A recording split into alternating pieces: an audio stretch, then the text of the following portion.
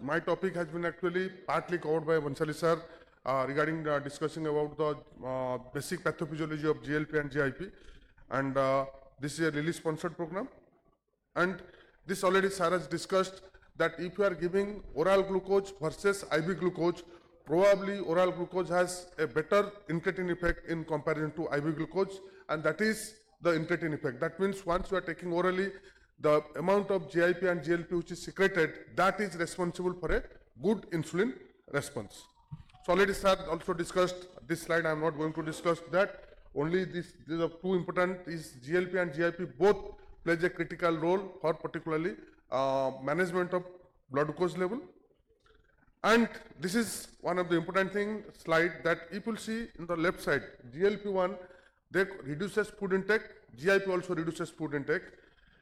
It both increases the satiety, but the third one, if you see that it increases nausea. GLP-1 causes nausea, but whereas it decreases nausea. So if you are combining together, probably that side effect what classically we got from the GLP, that will come down. That is one of the important thing. In pancreas, of course, there is insulin secretion is increased and glucagon is reduced by GLP-1, whereas both insulin and glucagon is increased by GLP-1, and again that is a glucose dependent way. That means when there is hypoglycemia, probably that part is nullified. So this is the reason why they usually don't produce hypoglycemia. That is the advantage of if you are combining GLP and GIP. And sir has already discussed for the gastric emptying, probably GLP has some role, GIP has no effect. And adipose tissue part point of view, probably GLP has significant effect. Already my previous speakers has already discussed that part, so I am not going to play on that part.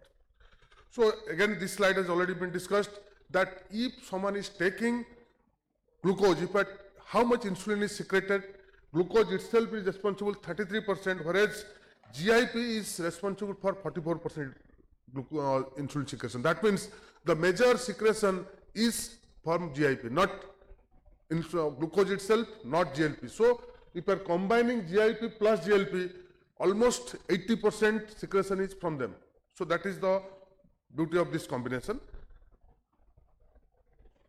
So this is the GIP reduces the ectopic fat deposition by improving fat storage and insulin sensitivity. So you will see there is increased adipose tissue blood flow increases, and the glucose uptake and increased activity of lipoprotein lipase and lipogenesis happens due to them.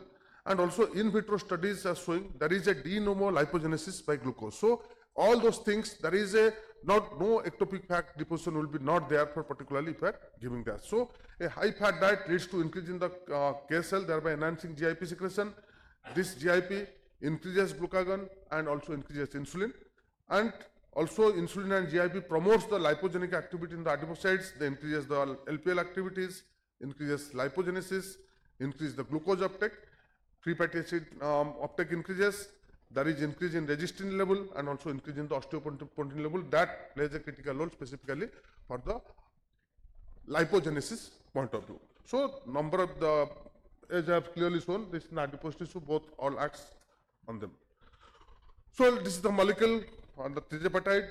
Already if you see, there is a single molecule, both is a dual GLP and GIP receptor agonist, and the most important is the mean half-life, if you see, it is 5 days. So this is the reason why it is given once in a weekly therapy and does not require any dose adjustment, particularly if someone is having a renal or hepatic impairment. So no dose adjustment is required even if in renal and hepatic impairment. So what are the advantages giving? It reduces appetite and food intake, reduces liver fat intake, it improves beta cell glucose sensitivity by increasing insulin and reducing glucagon, gastric emptying is reduced, and also insulin sensitivity also improves. So again, these are the basic advantages what we are getting from Tirzepatide.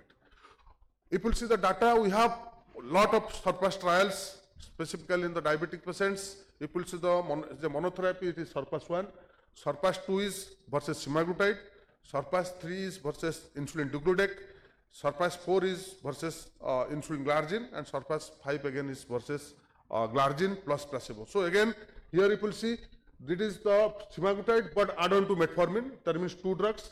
Here degludec plus add on to metformin with or without SGLT 3 drugs.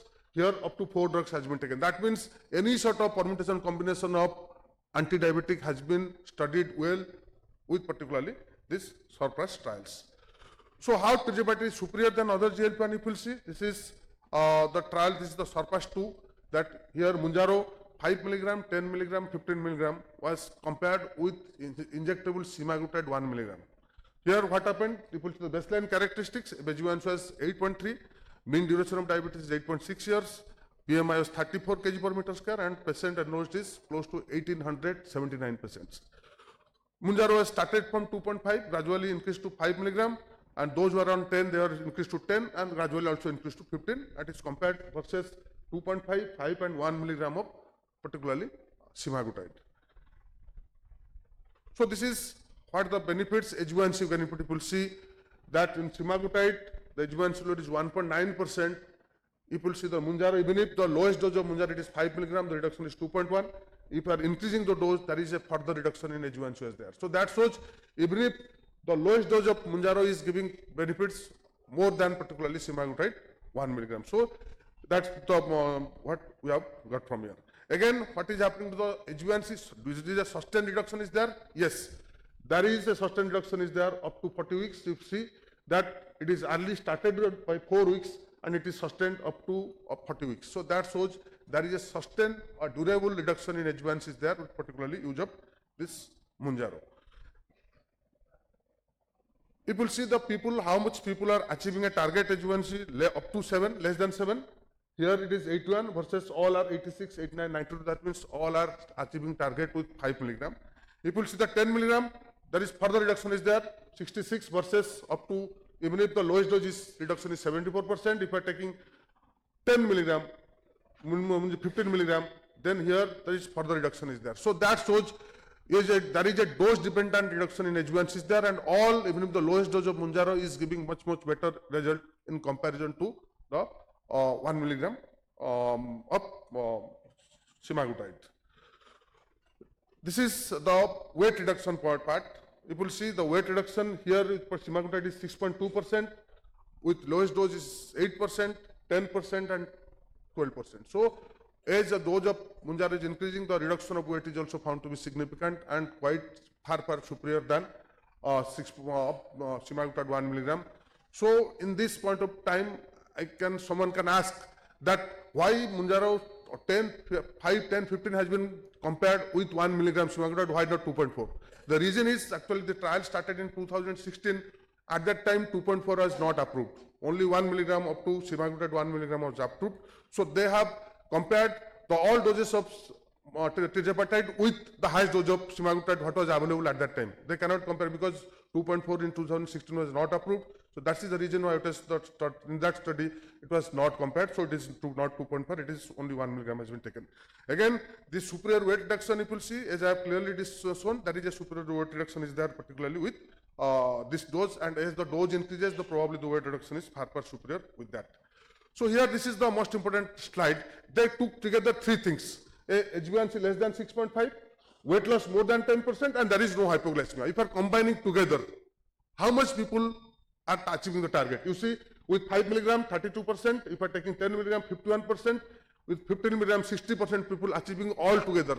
No hypoglycemia, achieving target less than 6.5, and weight loss more than 10%. Here 60% are achieving that, whereas in semaglutide is only 22%. So if you are combining together, what is the classical, what we want from the diabetic patient? There should not be no hypoglycemia, there should be adequate weight loss and a good glycemic control. All three is 60% is achieving that. So that is the beauty of the Mounjaro, for particularly in diabetic management. Side effects, as you everybody know, any sort of GLP, the main important side effect is GI side effects. Same thing here. The most common is normally classically, what classically we see only GIP, probably the nausea, vomiting, and constipation is one of the important side effects. But here in Mounjaro, diarrhea is also, few people have developed diarrhea. That is one should keep in mind. Both constipation and diarrhea does happen, and the three most important thing is nausea, diarrhea, vomiting. These are the three most important.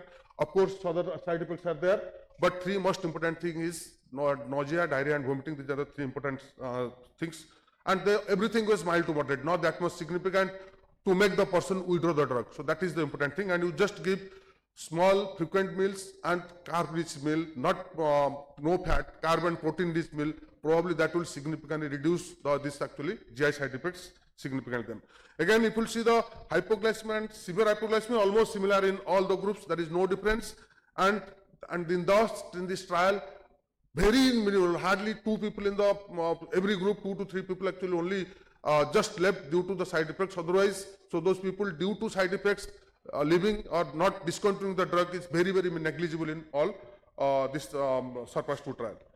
So summarizing, it is the first only approved GLP-1 for GLP-1 GIP, superior adjuvant reduction with all 3 doses versus semaglutide, superior weight reduction in all 3 doses versus semaglutide, highest dose weight reduction is 12.9%. So this much I am finishing my topic, and any questions, anything we can discuss.